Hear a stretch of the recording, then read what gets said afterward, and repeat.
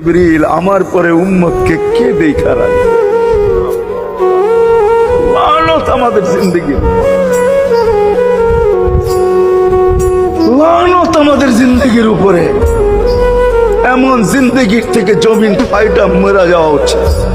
আমি তো মাঝে মাঝে বলি আমাদের জমিনটা উল্টায় যাওয়া উচিত, যে মৃত্যু সময় বলতেছে আমার উম্মতকে কে দেখা রাখবে। জিবরিল ছুটা গেছেন, ছুটে আসছেন, আল্লাহ জবাব পাঠাইছেন, লা আতরুকু উম্মাতাকা ফারদা ওয়ালা ওয়াহদা। বন্ধু চলে আসেন, আপনার উম্মতকে আমি দেখা রাখবো, আমি দেখা রাখবো।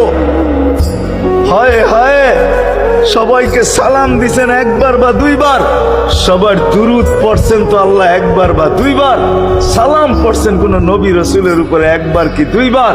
আর বন্ধুর সালাম প্রতি জুমা ইমাম আছে, খতিব আছে, ইমামরা একটা আয়াত পড়ে কোরআনের, ইন্নাল্লাহা ওয়া মালাইকাতাহু ইউসাল্লুনা আলান নবী ইয়া আইয়ুহাল্লাযীনা আমানু সাল্লু আলাইহি ওয়া সাল্লিমু তাসলিমা।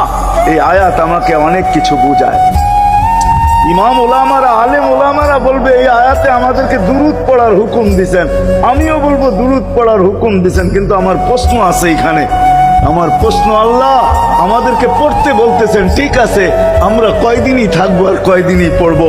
একদিন তো আমরা মারা যাব, তো আপনার বন্ধুর উপরে দুরুদ কে পড়বে? আল্লাহ বলে, বেওকুফ, দেখোস না ফেরেশতাদের নাম নিছি, ফেরেশতারা পড়বে।